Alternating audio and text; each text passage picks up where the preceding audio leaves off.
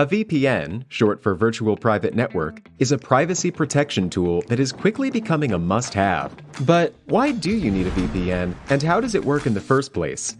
A VPN helps your data travel through the internet safely, without big companies or cybercriminals being able to spy on your online activities.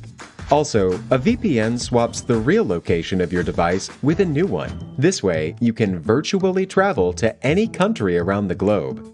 So, who can benefit from a VPN? If you're worried about your online privacy, a VPN makes sure your identity and private information are not exposed when you go online. If digital security is your top priority, a VPN gives a nice additional layer of security. It encrypts your data so nobody could see what you send and receive. If you are a human rights activist whose freedom of speech is restricted, a VPN helps you to bypass censorship and speak to the world. Or, if you're on holiday in another country, with a VPN, you can bring your home entertainment anywhere you go.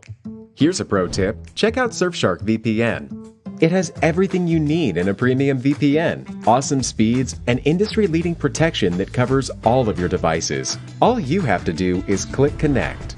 Secure your digital life and enjoy everything good that the internet has to offer with a VPN you can trust. Click link in the description and get 81% discount for your first order. Grouping photos logically. Order pictures chronologically to create a timeline of an event. If you want to create the impression of a narrative between your photos, place photos from oldest to newest going from your left to right. This order works well for wedding photos or family photo albums, since the viewer will be able to see a progression of events as they go from image to image. For example, if you have a sequence of photos from a graduation, put the photos of the student getting ready and putting their robes on at the beginning. End the sequence with the photos of the graduation party or dinner. This creates a narrative sequence that makes the context of each individual photo easy to understand for the viewer. Sort images based on color combinations in the compositions. If you glance quickly at a photo, you'll get an immediate impression based on the dominant color that stands out in the image. A landscape may be mostly green, while a bright red sweater could dominate a portrait. Put complementary colors together so that your photos look striking and work well together as a uniform group. To find complementary colors, look at a color wheel. Find a color and look at the color range on the opposite side of the wheel. These are complementary colors. The pairs include orange and blue, green and violet, and dark green and red. The color of the frame contributes to the impression that a group of pictures creates. Stick to neutral blacks, whites, and grays if you have a colorful set of images. Arrange photos by subject matter to keep a uniform theme. Group photos based on subject matter if you want your arrangement to represent an idea or present multiple perspectives of an event.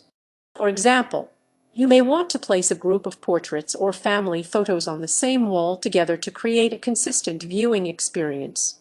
Similarly, you can group landscape or city shots together so that the viewer's eye isn't distracted by different subjects. Use a variety of different photos to create an informal gallery wall. If you want to showcase a variety of different pieces, pick photos that are as different as possible to give the impression of a gallery collection. This will encourage a viewer to look at each image as a separate, autonomous piece, and will create strange juxtapositions between images. Use different styles of frames to accentuate the differences between images on a gallery wall and play around with the order of images to generate strange and interesting combinations. Punctuate a group of images by making the first and last stand out.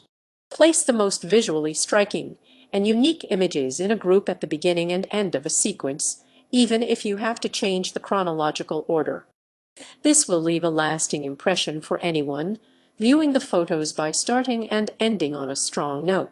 For example, if you're putting a sequence of baby photos together, put a funny or striking image of the newborn baby making a goofy face at the beginning. Place a touching photo of the first day of kindergarten at the end to leave the sequence on an emotional note. Hanging photos on the wall. Line your photos up in a row if you want a traditional look. To line images in a row, use a level and a pencil to mark where you want to hang each photo. Measure the distance between each mark so that there is an equal amount of space separating each picture. Then, drill holes for your nails or hanging brackets. Try to keep an odd number of images on a wall. The eye is drawn to odd numbers. A linear arrangement is a good middle ground between showcasing your photos and not overwhelming your viewer with too many images. If your frames have different hook locations, you will have to measure the difference between them with a measuring tape to match the tops of your frames on the wall. Place smaller images in a grid pattern to fill in bigger walls.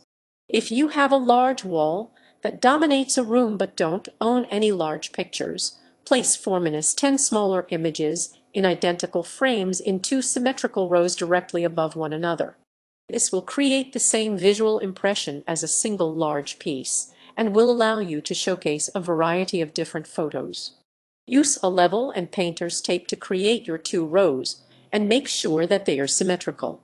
Line your level up so that it's flat on the wall and use a large piece of tape to create your guiding line. Use identical frames to make your arrangement aesthetically uniform. Offset photos of different sizes by putting them all over the wall. For a more modern look, hang images vertically and horizontally across your wall without lining your frames up with one another. An asymmetrical arrangement will give visitors the striking impression that they are in a freely curated space with a contemporary sensibility. Feel free to play around with the frames. You can use different frames with a salon-style gallery wall, so play around with interesting options. Stack photos directly next to one another to create a collage of images. If you have unframed images, you can stack them directly on top and next to one another with no space in between to create a collage. This choice works particularly well with 4 in x 6 in 10 cm x 15 cm and 5 in x 7 in 13 cm x 18 cm prints, as the final result will be reminiscent of a photo album or yearbook. This option is an excellent choice if you have a lot of photos and want to showcase all of them without spending a lot of money on frames. Put bigger photos on larger walls to draw the eye in. If you put a small frame on a big wall, the wall will make your photo look even smaller and it will seem out of place.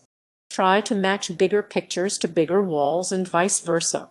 Placing large photos in wider spaces also gives the viewer more opportunity to examine your photo. Use smaller photos as accent pieces on smaller sections of wall, such as hallways and bathrooms. Tape pieces of paper to the wall to see how you feel about an arrangement. Measure the size of each frame that you plan on hanging. Cut out pieces of paper with a pair of scissors to match the size of each frame. Use painter's tape to put them on the wall in different combinations and orders to come up with an arrangement. Painter's tape won't leave any residue behind after you peel it off of the wall. If you use any other kind of tape, you may damage your wall or make it sticky after you peel your tape off. Creating a digital collection. Put all of your images in one place on your computer. You can use the Photos folder on your Apple or PC computer, or you can create a different folder elsewhere on your device. If you don't import all of your photos into a single folder, it will quickly become difficult to find specific photos. Delete poor or redundant images immediately after you import them. There's no reason to waste the space on your computer. Arrange folders by date if you take a lot of photos. In your Photos folder, create a folder for each year represented in your collection. Inside each of your year folders, create a separate folder for each month in the year. This will make it easier to find photos, especially if you take a lot of them. You can use the event as a reference point to easily find photos if you organize them this way. For example, if you're looking for graduation photos, you'll know they'll be in the May or June folder.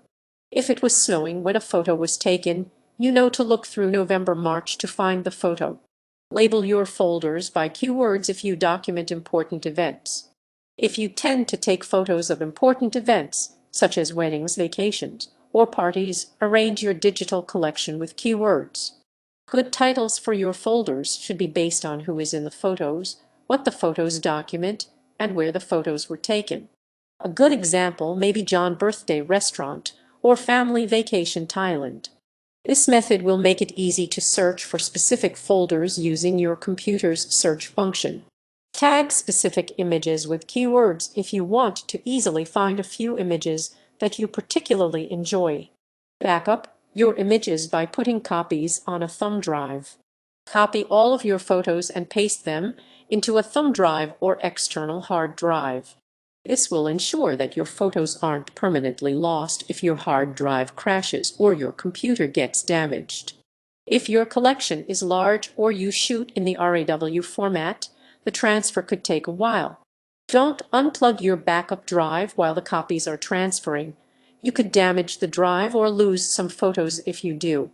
Share your photos in albums on social media to show others. Arrange your photos into different folders based on theme, event, or subject matter. Upload your photos to albums to Facebook or Instagram to easily share them with your friends. Social media also ensures that your photos won't be lost forever if something happens to your digital copies. Use a digital storage service to arrange images for long-term storage. There are several digital photo storage services where you can upload and categorize your digital photos. A digital storage service allows you to freely play around with different combinations of photos and will keep your photos safe online in the event of a computer virus or hard drive error.